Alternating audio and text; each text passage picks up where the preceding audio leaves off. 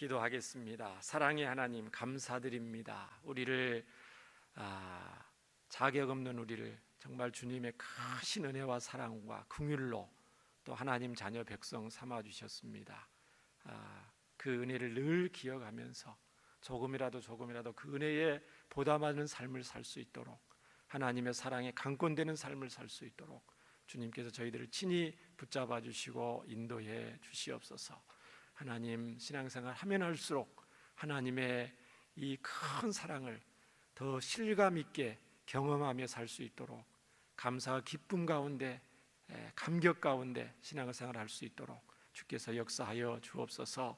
이 시간에도 말씀을 통해서 우리 하나님의 마음을 알기를 원하고, 우리를 향한 하나님의 간절한 소원을 알기를 원하고, 또 우리가 얼마나 하나님의 크신 은혜와 사랑을 받고 살고 있는지 깨닫게 하여 주셔서 모든 피곤과 근심과 염려와 연약함이 예수님 이름으로 떠나가게 하시고, 강건해서 맡겨진 사명 잘 감당할 수 있도록 주님 붙잡아 주옵소서.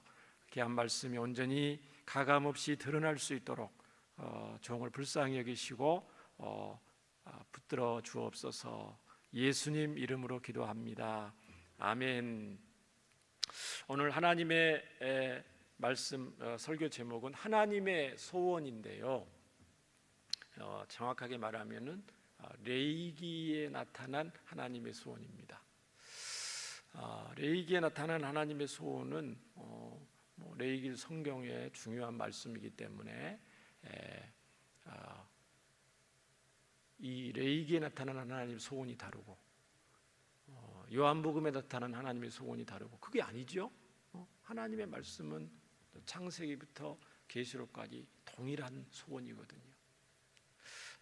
그래서 오늘 하나님의 소원인데, 하나님도 소원이 있듯이 우리 하나님 아버지도 소원이 있듯이 우리 자녀를 둔 부모된 우리들도 소원이 있죠.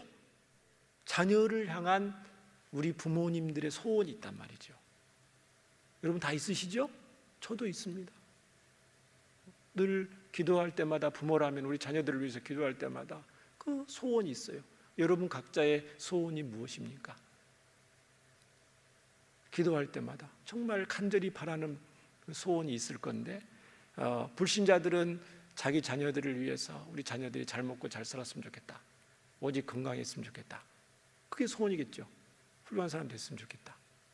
그러나 예수님을 믿는 신앙의 부모님은 자녀들을 향한 소원이 다르겠죠. 불신자들과 잘 먹고 잘 싸고 건강, 그거 있으면 좋지만 그거보다 우선인 소원이 뭐가 있습니까? 예, 맞습니다. 하나님 경외하고 예수님 잘 믿고, 조금 어렵고 힘든 일이 있더라도 낙심하지 말고 믿음으로 살고, 하나님의 자녀로서의 그 정체성을 가지고 살고, 그렇죠? 어려움이 있더라도 낙심하지 말고 당당하게 담대하게 주님을 의지하면서, 말씀을 의지하면서 살았으면 좋겠다, 이 험한 세상에서.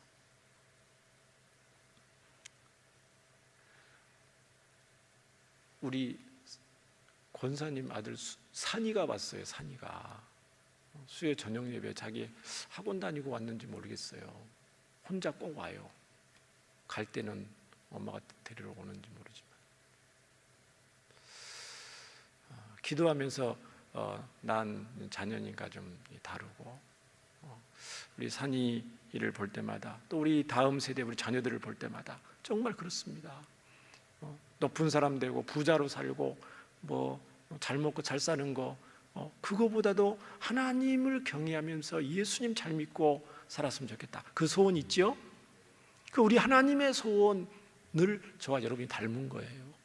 그리고 우리 하나님의 소원은 뭘까요? 하나님의 자녀 저와 여러분을 향한 우리 하나님의 소원은 그 성경에 풍성하게 하나님의 소원에 대해서 담겨져 있는데, 오늘 레위기 말씀을 통해서 그 하나님의 간절한 마음 소원을 살펴보고 또 함께 은혜를 받기를 원합니다. 우리 1절부터 4절을 먼저 좀 읽겠습니다. 1절부터 4절 하나님의 그 마음을 생각하면서 함께 읽겠습니다. 시작. 여호와께서 모세에게 말씀하여 이르시되 너는 이스라엘의 자손의 온 회중에게 말하여 이르라. 너희는 거룩하라. 이는 나 여호와 너희 하나님이 거룩함이니라. 너희 사람은 각 사람은 부모를 경외하고 나의 안식일을 지키라. 나는 너희의 하나님 여호와이니라. 너희는 헛된 것들에게로 향하지 말며 너희를 위하여 신상들을 부어 만들지 말라. 나는 너희의 하나님 여호와이니라. 나는 너희의 하나님 여호와이니라가 계속해서 들어가 있죠. 나는 너희의 하나님 여호와니라가 이 절마다 있습니다. 왜 하나님께서 너희는 거룩하라, 나 여호와 너희 하나님이 거룩함과 같이 너희는 거룩하라, 명령형이면서 하나님의 간절한 소원이거든요. 이 레위기를 보면은 이 거룩하라란 말이 한 90회 정도가 나옵니다. 성경 전체 한 100번 이상 이 단어가 나오는데 여기 나오는 이제 90회 정도 나오는데 왜 하나님께서 하나님의 자녀들한테 거룩하라 이렇게 말씀하시나요? 레위기 20장 26절에 하나님이 이렇게 말씀하셨습니다. 레위기 20장 26절 보면 너희는 나에게 거룩할지어다. 왜냐하면 나 여호와가 거룩하고 내가 또 너희를 나의 소유로 삼으려고 너희를 만민 중에서 구별하였음이니라. 그렇게 말합니다. 하나님 거룩하신 하나님께서 하나님의 백성들을 세상 만민 가운데서 특별히 선택해서 따로 챙겨 놓으셨다는 거예요. 구별했단 말은 이 거룩함이라는 단어에는 이 구별하다, 분리해 놓다 그런 뜻이 있다고 그랬잖아요. 왜 세상 만민 가운데서 하나님의 백성들을 구별을 해 놓으셨을까요? 거룩하게 하시기 위해서 구별을 해 놓으셨어요. 온 세상이 죄로 뒤범벅이 되어 있기 때문에 아담의 타락 이후로 온 세상이 영적으로나 육적으로나 자연계와 만물이 다 타락하고 범죄하고 특히 인간이 타락했다는 거죠. 인간이 온갖 더러움 가운데서 하나님의 백성들을 거룩하게 구별해 놓으셔서 하나님의 백성들을 하나님 아버지를 닮아서 거룩하게 하시기 위해서 구별해 놨다는 것입니다. 하나님의 소원은 이제 명확해졌습니다. 거룩하신 하나님을 닮아서 하나님의 자녀들이 이 땅에서 거룩한 삶을 사는 것입니다. 좀 자세히 살펴보면요, 첫 번째로 하나님의 소원은요, 하나님의 자녀들이, 저와 여러분이 거룩하신 하나님을 닮는 것을 하나님은 간절히 소원하십니다. 하나님이 우리 아버지시기 때문에 자녀가 부모를 닮는 것은 너무 당연하잖아요. 사랑하는 내 아들, 딸들이 나를 닮았으면 좋겠는데 어떤 나를 닮았냐면은 하나님은 영이시잖아요. 외모가 그게 아니죠. 하나님의 대표적인 성품, 하나님의 대표 속성이라고 그럽니다. 하나님은 사랑의 하나님이시고 공의의 하나님이시고 자비의 하나님이시고 인자의 하나님, 긍휼이 많으신 하나님. 그 중에서 하나님의 가장 대표적인 속성이 뭐냐면은 거룩하심입니다. 이 하나님을 닮는데 어떤 하나님을 닮느냐면은 거룩하신 하나님을 하나님의 자녀들이 닮기를 하나님은 간절히 소원하시는 거예요. 다른 말로 말하면 학수고대하십니다. 학수고대.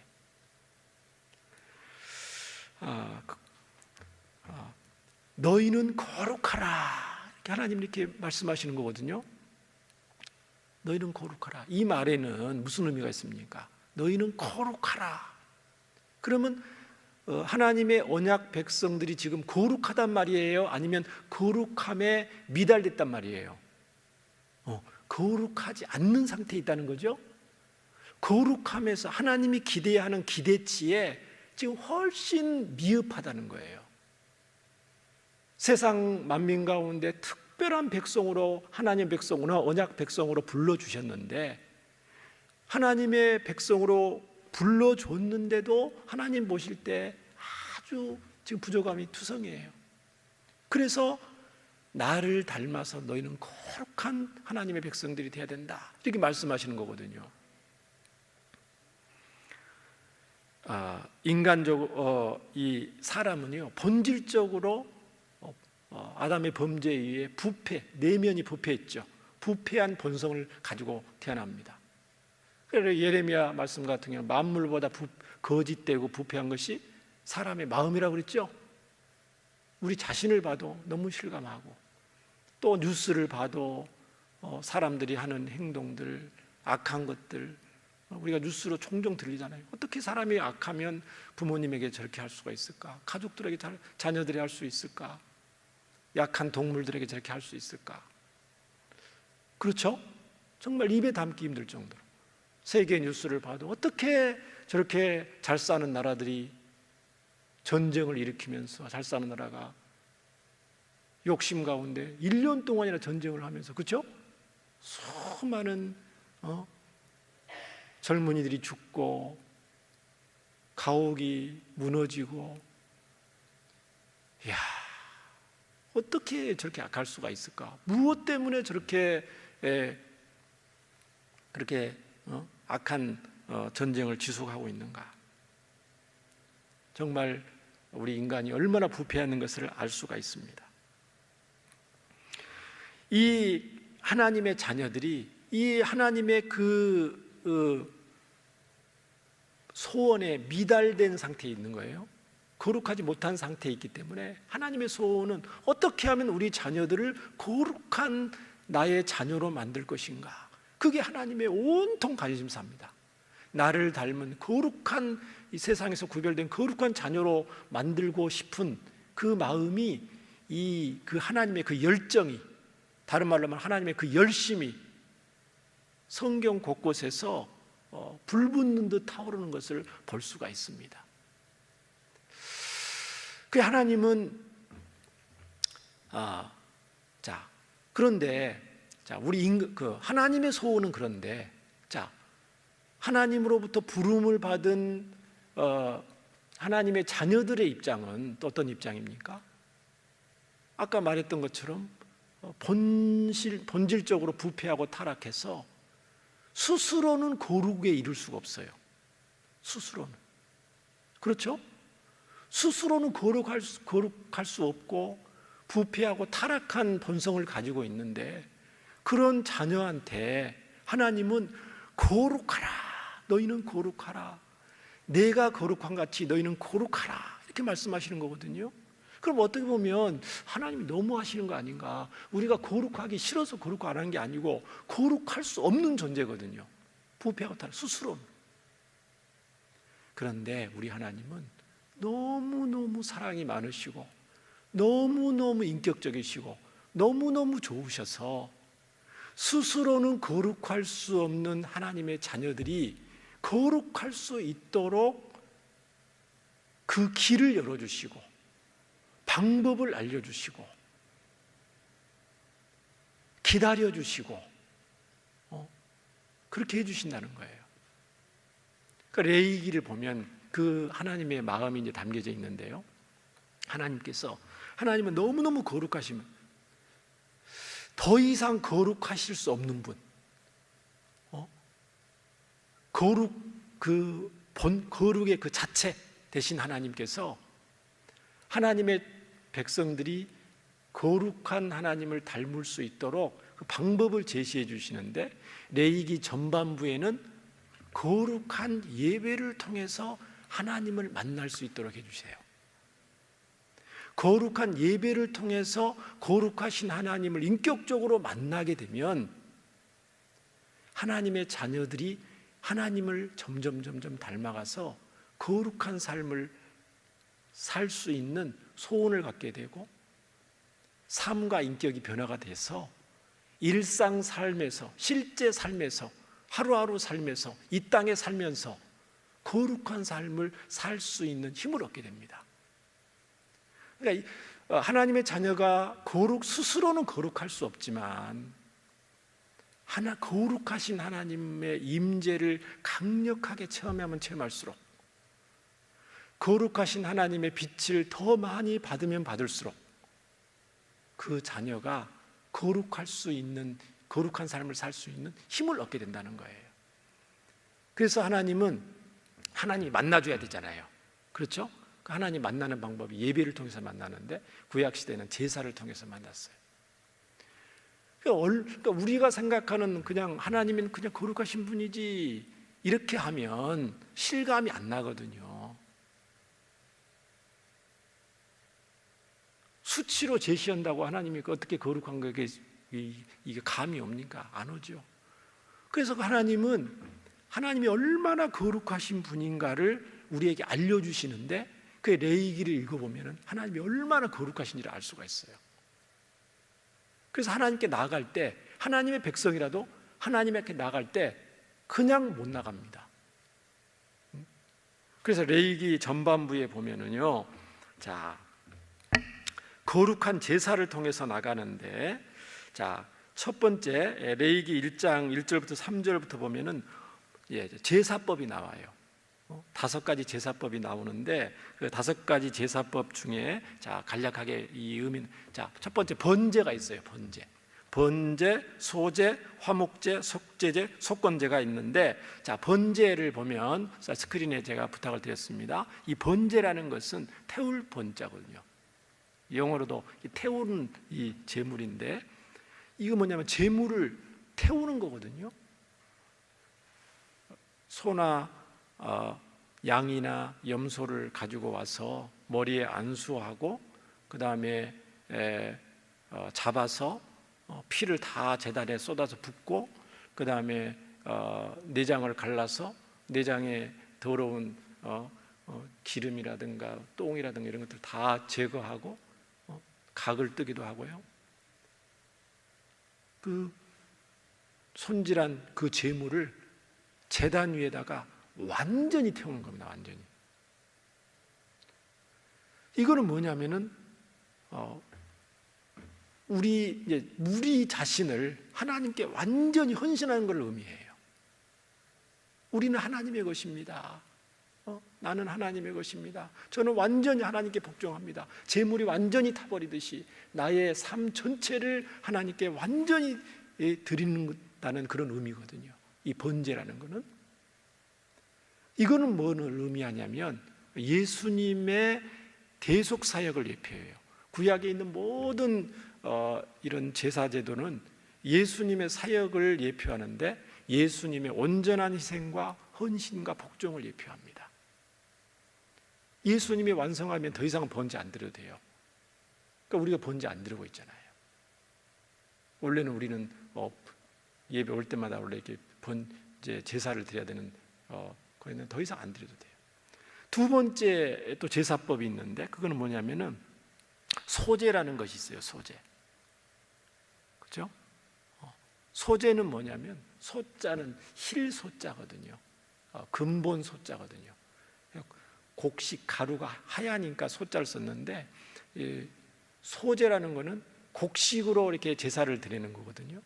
곡식으로 제사 드리는 의미는 무슨 의미냐면은 하나님께 감사하는 거죠. 모든 것을 하나님께서 주셨습니다. 그리고 곡식을 먹어야, 식물을 먹어야 살 수 있는데 모든 것이 하나님으로부터 왔습니다. 그래서 하나님 앞에 감사하는 거예요. 스크린 안 넘어갔습니다. 소제. 그렇죠? 예. 희다는 의미인데, 그리스도의 온전한 충성. 예수님이 사역을 감당하기 위해서 밤과 낮과 쉴 틈이 없이 말씀을 전하시고 영혼들을 위해서 기도하시고 하나님의 구속 사역을 감당하시는 그 예수님의 충성과 수고를 상징하는 제사법이 구약의 소제입니다. 세 번째 제사법이 나오는데, 그것은 바로 화목제입니다. 화목제. 자, 이것은 원수된 하나님과, 죄로 인해서 멀어진 하나님과 화목하기를 원하는 마음으로 드리는 제사인데요, 하나님과의 화평과 친교. 예수님의 구속 사역의 최종 목표가 하나님과 우리를 화목하게 하시기 위해서죠. 끊어진 관계를 회복시키기 위한 예수님의 구속 사역을 의미하는 제사가 화목제입니다. 그러면서 이스라엘 백성들은 하나님과 화목하기 위해서 화목제를 드린 거죠. 네 번째는 속죄제입니다. 속죄제. 자, 이거는 죄에 대한 대가를 치르는 거예요. 이걸 의무적으로 드려야 되는 제사가 이 속죄제입니다. 그리스도의 죽음과 대속을 의미하는 거죠. 나의 죄를 대가를 치릅니다. 내가 죽어야 되는데 짐승이 대신 죽는 거예요. 그 속죄제.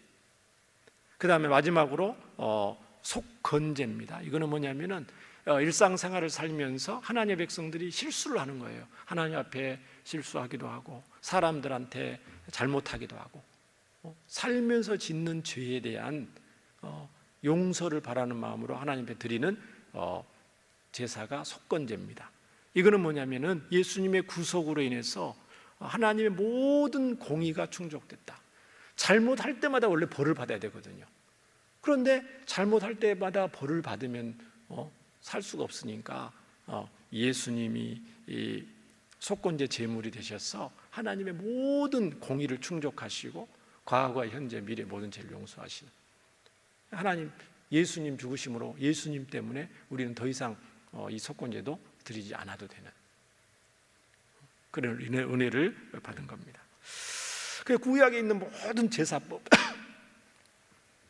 전부 다 예수님의 대속 사역을 예표하는 것이다. 레위기 또 보면은요, 자, 거룩하신 하나님께 하나님의 백성들이 나아갈 때 이 제사를, 거룩한 제사를 통해서만 나갈 수 있어요. 근데 간단히 제가 설명만 했지만 자세히 보면 한 장 전체에 대해서 번제를 드릴 때는 어떻게 하고 굉장히 길죠? 여러분 그거 보면 얼마나 제사법이 까다롭고 쉽지 않은 것을 알 수가 있습니다. 피를 흘리고 여러분 머리에 떠올려도 그 성경을 읽을 때마다 머리에 떠오르는 장면을 그리면서 야, 제사를 지내는 게 이렇게 어려운데 하나님께 나아갈 때마다 짐승을 잡고 피를 흘리고 이 제사법 외에도 이 성경에 보면 레위기 보면 하나님께 나아가는 방법이 있는데 각종 정결법이 있습니다. 제물만 가져간다고 해서 하나님이 만나주시는 거 아닙니다. 제물만 비싼 제물만 가져간다고 해서 만나주는 게 아니고요. 정결한 상태에서 하나님께 나아갈 수가 있어요. 부정한 상태, 의식적으로 부정하고 불결한 상태에서는 하나님을 만날 수가 없습니다. 자, 그래 거기에 보면 하나님의 백성들이 어떻게 거룩하신 하나님을 만날 수 있는지, 어떻게 깨끗한 상태를 유지하면서 하나님을 만날 수 있는지에 대한 여러 규례들이 기록이 되어 있는데 11장에 보면은요, 정한 음식과 부정한 음식이 있습니다. 깨끗한 음식을 먹어야만 돼요. 부정한 음식을 먹으면 하나님의 백성이 부정하게 돼. 하나님께 나아갈 수가 없어요. 하나님의 거룩한 백성으로 살기 위해서는 음식부터 아무거나 먹으면 안 되고 깨끗한 음식, 하나님이 정하던 음식을 먹고 살아야 됩니다. 그렇죠? 12장에는 출산에 대한 규례가 나옵니다. 그 출산도 부정한 일이에요. 레위기에 따르면 그 부분에서는 제가 좀 다음에 좀 이따 얘기를 할 거고요. 13장에는 각종 피부병에 대해서 나옵니다. 피부병 생기면 깨끗하지 못하잖아요. 부정한 상태예요. 14장 환자들이 문둥병, 나병이라든가 이런 병에 걸렸을 때 어떻게 제사장이 이걸 진단하고 어떻게 처치를 하고 어떻게 격리 정결기간을 두고 그런 내용들이 상세히 나와 있습니다. 그 다음에 15장에 각종 유출병에 대한 처치 방법에 대해서, 16장에는 모든 제사법의 최고 정점인 대속죄에 대해서 쭉 나오는데 이 성경 레위기 전반부를 여러분이 꼼꼼히 매일 성경 통해서 읽어보셔서 알겠지만은 얼마나 우리 하나님이 거룩한 분인가, 얼마나 하나님의 백성들이 거룩한 백성이 되어야 하는가. 도대체 하나님이 얼마나 거룩한 분이시기에 하나님이 만민 가운데 선택된 그 하나님의 사랑받는 하나님의 자녀들이 하나님께 나아가는데도 이렇게 절차가 까다롭고 이렇게 많은 피를 흘려야 되고, 와, 우리 하나님은 정말 거룩한 분이다. 그리고 하나님의 백성들이 거룩하기를 간절히 원하시는 것을 우리가 알 수가 있습니다. 죄로부터 철저히 분리되어서 깨끗해야 되는 것을 여러 정결법을 통해서 하나님 보여주시는 거죠. 예를 들면 아까 음식법도 얘기했잖아요. 짐승 중에서 먹을 수 있는 짐승이 있죠. 기준이 레위기 11장에 예를 들면은 소는 먹을 수 있는데 돼지는 먹으면 돼요, 안 돼요? 안 되죠. 토끼는 먹으면 돼요, 안 돼요? 안 되죠. 낙타는 먹으면 돼요, 안 돼요? 안 돼. 왜 안 되냐? 그 구별이 이제 그 기준이 뭐냐면은 굽이 갈라져 있는 것, 이 쪽발되어 있는 것은 먹을 수가 있어요. 쪽발되면서 새김질하는 것은 먹을 수가 있어요. 두 개 다 충족해야 돼. 한 값만 하면 안 돼요. 토끼는 새김질을 하는데 쪽발이 아니어서 먹을 수가 없어요. 토끼는 먹으면 안 돼요. 낙타는 쪽발이긴 한데 또 새김질을 못해. 그런 걸 먹을 수 없어요. 두 가지 해야 되는데, 그러면 의미에서 소고기는 먹어도 되는데 돼지고기는 먹을 수 없어. 지금은 여러분 먹죠. 그 무슬림들은 돼지고기 먹어요, 안 먹어요? 절대 안 먹죠. 여기에 근거해서, 레위기 11장에 근거해서 절대 지금도 안 먹습니다. 그리고 어떤 교파나 어떤 분들은 레위기 11장의 음식법에 근거해서 지금도 그 기준을 철저히 지키는 분들이 있다고 제가 들었습니다. 부정한 음식은 지금도 먹으면 안 된다. 하나님이 이렇게 구별했을 때는 하나님의, 우리가 모르는 하나님의 특별한 계획이 있기 때문에 먹을 것도 많은데 굳이 하나님이 부정한 음식을 왜 먹을 필요가 있느냐? 정한 음식만 먹어야 된다. 근데 저와 여러분 소고기를 더 좋아하십니까? 돼지고기를 더 좋아하십니까? 다 호불호가 다르니까. 돼지고기가 영양가가 좋습니까? 소고기가 영양가가 좋습니까? 다 다르죠. 소고기는 소고기대로, 돼지고기는 돼요. 그러니까 영양 성분적으로 돼지가 더 안 좋은 건 아닌데 하나님 먹지 말라고 그러셨다. 그러니까 꼭 그런 영양학적으로만 한 것이 아니고 하나님께서는 어떤 상징적인 의미도 있어요. 돼지가 지저분한 데 있고, 아까 말했던 것처럼 새김질도 못하고, 새김질하는 거는 뭐 학자들은 하나님의 말씀을 늘, 하나님의 양식을 늘 기억하고 대새김질하고 그렇게 하나님의 백성들이 살도록 하기 위해서 음식법까지도 이렇게 영향을 주셔서 하나님이 교훈하셨다. 그런 사람도 있어요. 의미가 있죠. 쪽발이 되듯이 세상과 죄악과 분리된 삶을 살도록 하시기 위해서 거룩한 하나님이시기 때문에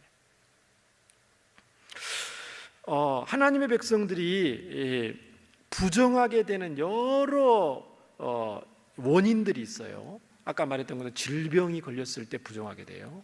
그 다음에 출산했을 때 부정하게 되고, 어떤 더러운 것에 오염이 됐었을 때, 어떤 감염이 되었을 때, 그 다음에 죄를 지으면 부정하게 되고, 그 다음에 죽은 시체를 만들게 되면 만지는 것도 부정하게 됩니다.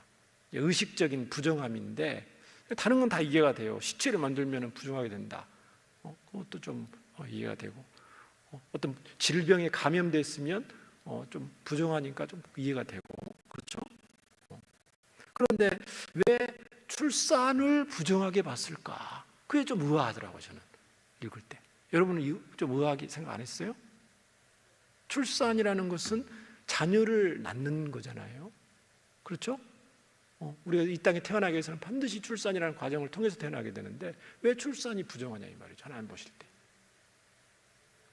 저는 읽을 때마다 참 이해가 안 됐어요. 그래서 이제 책을 찾아보고 이렇게 했는데,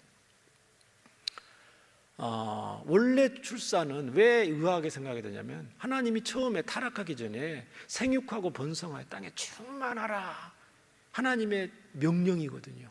우리 인류를 향한, 우리 인생들을 향한 최고의 첫 번째 복종이 생육하고 번성의 땅에 충만하라, 땅을 정복하고 다스리라 이거거든요. 자녀를 낳는 건 하나님이 기쁘시다는 거예요. 기쁜 건데 그 기쁨, 하나님이 명령하신 기쁨을 수행하는 그 과정이 출산의 과정인데 왜 하나님을 부정하게 하셨을까? 자녀를 낳으면 정결 기간 오래 두잖아요. 그 다음에 자녀를 낳기 위해서는 여성들은 생리를 해야 되고, 생리 기간이 굉장히 불교라고 부정하게 보죠. 남자들이 설정하는 것도 부정하게 봅니다. 그런 왜 그럴까 이제 저 고민을 찾아봤는데, 그것은 뭐냐면은 우리 하나님이 너무너무 거룩하시기 때문에 그래요. 하나님의 거룩함에서 나오는 거예요. 예를 들면 자, 타락 후에 자녀를 낳는다는 것은 뭐냐면은 그 자녀가 귀여운 자녀가 태어나긴 하지만 태어나자마자부터 죄를 지어야 안 지어요? 죄를 짓기 시작합니다. 그러면 그 아이가 태어나서 죽을 때까지 이 땅에 살면서 얼마나 많은 죄를 지을 것인가. 생각으로, 행동으로, 말로 얼마나 많은 죄를 지을 것인가. 너무너무 거룩하신 하나님이, 그래서 그 자녀 타락 이후에 자녀의 출산은 부정한 것으로 보십니다. 하나님 보실 때 너무 거룩하신 하나님, 또 죄가 세상에 또 새로 생겨나는 거죠. 그러면 자녀를 낳지 않아야 됩니까? 그러면 하나님, 예수님 믿는 하나님 백성들이 그거 아니에요. 또 그 타락 이후에 출산이 부정하다 할지라도, 의식적으로는 부정하다 할지라도 그 정결 기간이 끝나게 되고, 그럴 때 근본적으로 하나님의 자녀의 백성들은 이 땅에서 거룩한 삶을 살기를 하나님의 강력한 소원이잖아요. 그렇기 때문에 하나님의 백성들이 자녀를 많이 낳아야 됩니다. 많이 낳아서 그 자녀가 거룩한 하나님의 백성이 되어서, 성경적인 표현으로 경건한 자녀가 되어서, 경건한 후손이 되어서, 거룩한 하나님의 백성이 되어서 이 죄로 뒤범벅 오염된 이 세상에서 빛의 역할, 소금의 역할, 거룩한 하나님의 백성이 돼야 된다는 거죠. 그럼 어떻게 되겠어요? 거룩한 하나님의 백성들이 많을수록 이 세상은 더 거룩하게 되는 거죠. 이 하나님의 소원이에요. 그래서 구약에서도 그렇고 신약에서도 그렇고 믿음의 부모님들은 자녀들을 할 수만 있으면 많이 낳는 것이 하나님이 기뻐하시는 하나님의 뜻인 줄 믿습니다. 뿐만 아니고요, 이 출산을 통해서, 그 당시 출산에 왜 부정하냐면은 부정하다고 해야 다른 사람들이 접근을 안 하잖아요. 그렇죠? 접근을 안 함으로써 산모와 아이를 보호하는 거예요. 더 이상 접근 금지. 그 기간 동안 접근 금지. 위생 상태도 안 좋고 병원도 없는데 집에서 낳았는데 감염에 취약하기도 있고 세균에 취약할 수 있죠. 그렇죠? 그러니까 산모와 아기를 보호하기 위한 하나님의 보호 장치. 대단하죠? 그런 의미에서 하나님의 사랑의 관점에서 이런 세세한 정결법을 우리에게 주셨다. 그 세세한 하나님의 그 의미를 우리가 다는 알 수 없지만 연구되고 또 밝혀진 거 이렇게 말씀에 근거해서 보면, 와, 우리 하나님은 정말 너무너무 우리를 사랑하시고 우리를 아끼시고, 또 우리 하나님은 거룩하시고 우리 하나님의 자녀들이 거룩하기를 원하신다. 그걸 우리가 알 수가 있습니다. 자녀를 많이 낳으시길 바랍니다. 연세가 있는데도 끄덕이시네요. 우리 자녀들이, 그렇죠? 우리는 이제 나이가 있지만 우리 자녀 손주들이 이 하나님의 말씀, 하나님의 그 소원을 알고 할 수만 있으면 주신 대로, 억지로 낳을 수는 없지만 하나님이 주신 건강대로 또 형편대로 최선을 다해 자녀를 경건한 자녀들을 많이 낳을 수 있기를 우리가 기도하고 또 도와줘야 될 줄 믿습니다.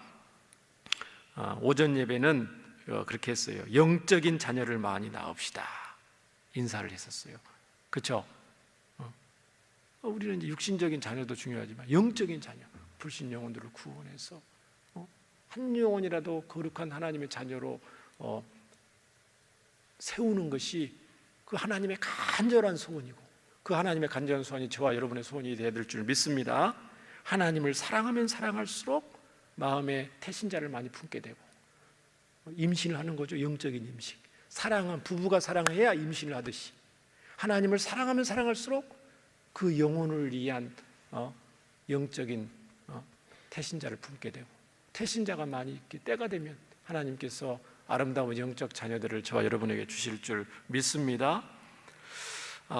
이 레위기의 전반부 하나님의 이 말씀을 보면 또 우리 하나님이 얼마나 그 예수님의 공로, 예수님의 은혜가 정말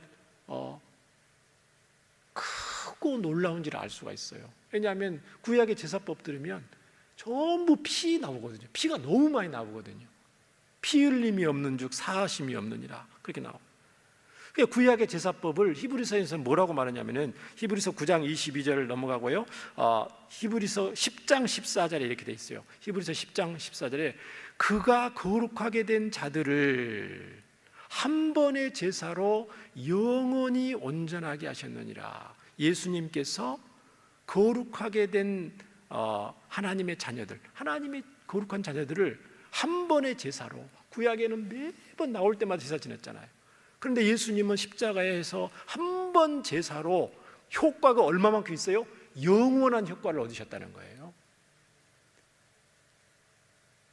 그래서 저희들은 구약의 제사법, 구약의 정결법을 예수님 때문에 이미 지킨 걸로 간주가 되는 겁니다.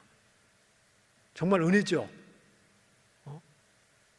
예수님 의지해서 이렇게 예배드리고 예수님 감사해서 예수님의 보배 피를 가지고 나아갈 때 정말 우리는 거룩한 제사, 거룩한 예배자로 하나님이 받으시는 그런 하나님의 백성들로 살아갈 수가 있습니다. 우리는 하나님께 예배로 나올 때마다 예수님 보혈의 공로를 의지하고 나가야 될 줄 믿습니다. 그럴 때 하나님이 받으시는 기쁜 예배가 되고요, 복된 예배가 되고요, 그 다음에 거룩한 예배가 될 줄 믿습니다.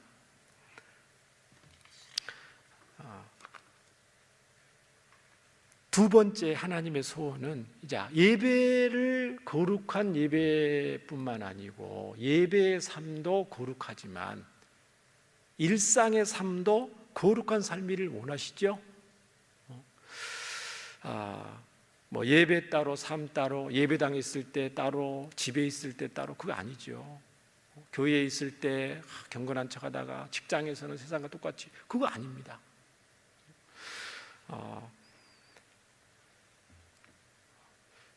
이 일상에서의 거룩한 삶에 대해서 우리 교회 역사에 약간 오해가 있어요. 무슨 오해가 있냐면은 하나님이 이렇게 말씀을 통해서 거룩한 삶을 살라고 하나님의 간절한 소원에 대해서 이제 알았으니까 우리 이제 거룩한 삶을 살아야 되겠다.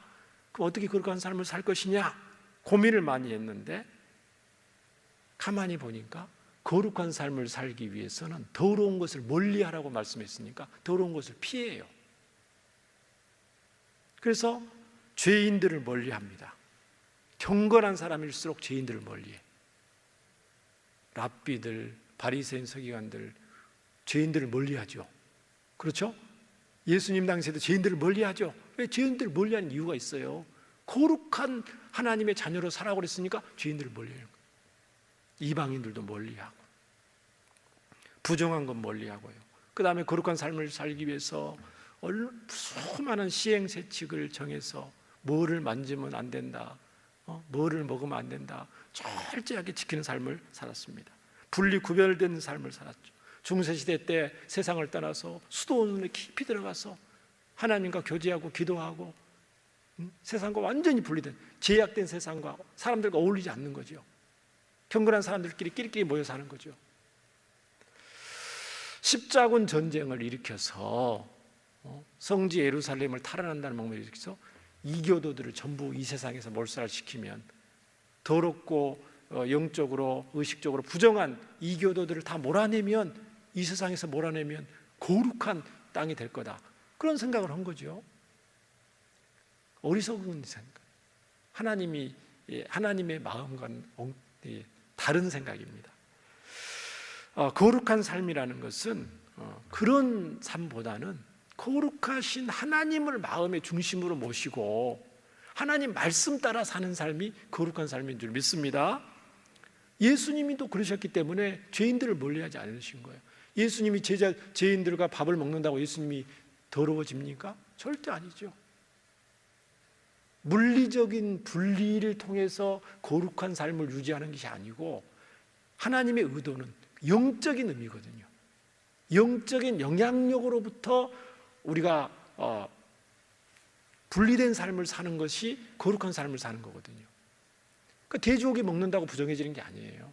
돼지고기 먹어도, 또 심지어 신약에서는 이방 신에게 제사 드리는 그 음식을 우리는 먹어도 하나님을 경외하고 예수님 붙잡고 살면 경건한 하나님의 자녀의 삶인 줄 믿습니다.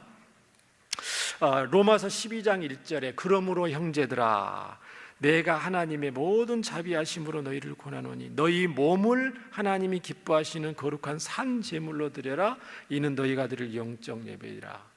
구약의 제사법과 신약의 저와 여러분이 드리는 예배를 지금 비교 대조하는 거예요. 구약의 제사법에는 반드시 제물이 있어야 됩니다. 빈손으로 나올 수가 없습니다. 자기가 죽어야 되니까 제물 대신 죽어야 되니까 나와야 되죠. 산 제물로 하나님 앞에 나가야 된다. 신약의 하나님의 자녀들은 산 제물. 그러니까 우리 그 죄악된 우리의 그 본성이 하나님 앞에 나갈 때 죽어야 된다는 겁니다.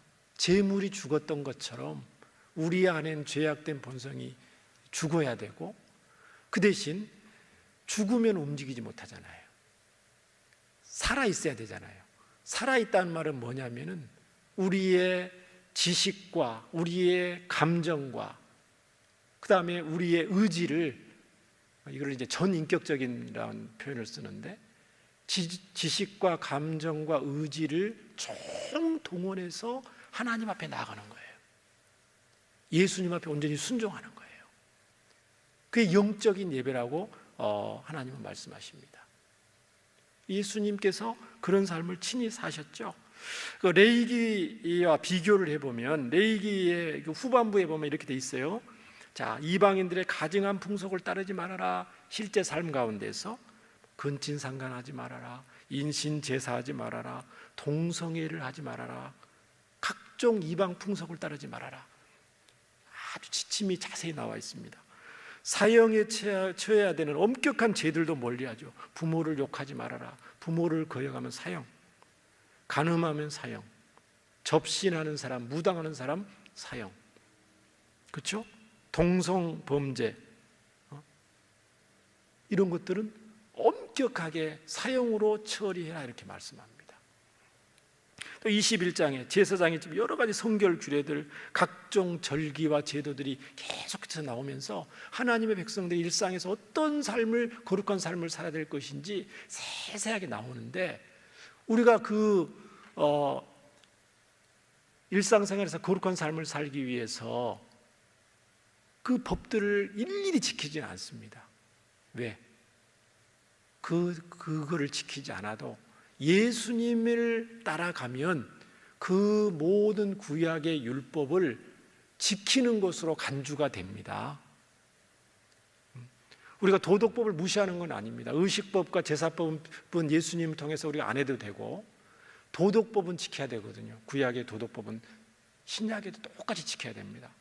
도둑질하지 말아라, 살인하지 말아라, 간음하지 말아라, 이런 것들은 지켜야 되는데, 우리의 힘으로 지키는 것이 아니고 예수님께서 어떤 삶을 살아셨느냐, 예수님께서 이웃에 대해서 어떤 마음을 가지셨느냐, 예수님께서 원수에 대해서, 죄인들, 이런 걸 보면서 우리가 예수님 마음을 담고 예수님 삶을 따라가면 구약의 모든 율법을, 도덕법을 지키는 것으로 우리가 능히 지키는 것으로 할 수가 있습니다.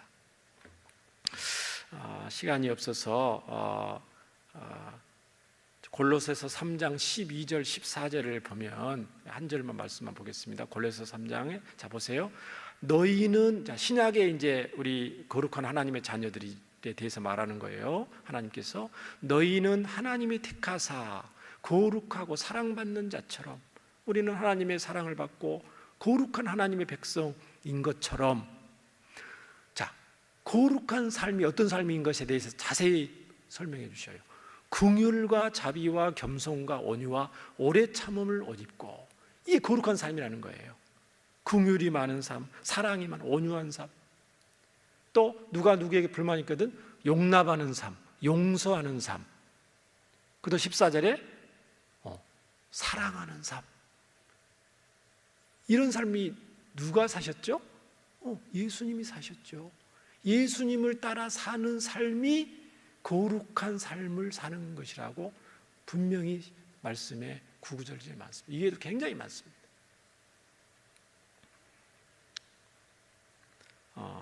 말씀을 전하기 위해서 제가 레위기 말씀을 처음부터 끝까지 여러 번 읽고 묵상을 하면서 굉장히 은혜를 받고, 내가 받은 이 은혜가, 구원의 은혜가 정말 우리 예수님의 은혜가 아니면은 어떻게 이렇게 우리가 살 수가 있을까, 그런 생각을 해봤어요. 어떻게 하나님께 나아갈 수 있을까? 만약에 구약시대에 태어났다 그러면, 저와 여러분이 구약시대에 태어났다 그러면 얼마나 제사를 많이 지내고, 그렇죠? 수고를 많이 했을까? 여러분, 제가 만약 구약에 태어났으면은 제사장으로 됐을까? 네, 한번 비교해봤어요. 제사장이 됐으면 이제 좋겠다 해서 제사장을 봤더니 제사장의 자격이 있더라고요. 아무나 되는 게 아니에요. 또 레위기 19장에 보면 제사장으로 세울 수 있는 자격 기준에 대해서 기록이 되어 있습니다. 아무나 세우는 거 아닙니다. 일단 레위기파 아론의 가문에서 태어나야 돼요. 아론의 가문에서 안 태어나면 안 돼요. 또 아론의 자녀로 태어났다고 무조건 제사장이 되느냐? No. 자, 거기 보니까 신체 검사를 하는데 육체에 흠이 있는 자는 탈락이에요. 맹인은 탈락. 일단 앞이 안 보이면 당연히 안 되겠죠. 어떻게 제사를 지내겠어요? 백성들이 가져온 제사를 어떻게 잡겠어요? 맹인은 안 되고, 다리 저는 사람도 안 돼요. 자세히 코가 완전하지 못한 자도 안 돼요. 저는 코가 삐뚤어지진 않았지만 냄새가 좀 약하거든요. 그럼 탈락이 벌써 이때. 냄새를 잘 맡아야 돼. 그 다음에 뭐 손발 부러진 자, 둥그분 자도 있고요. 키가 작은 자는 되겠어요, 안 되겠어요? 키가 작은 자 안 됩니다. 제사장 기준에서. 그러면 탈락될 사람이 좀 많네요, 그죠? 키 작은 목사님들은 일단 탈락.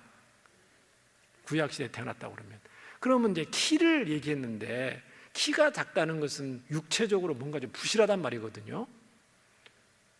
그러면 저처럼 조금 가는 사람은 되겠어요, 안 되겠어요? 당연히 탈락이지. 부실한 사람은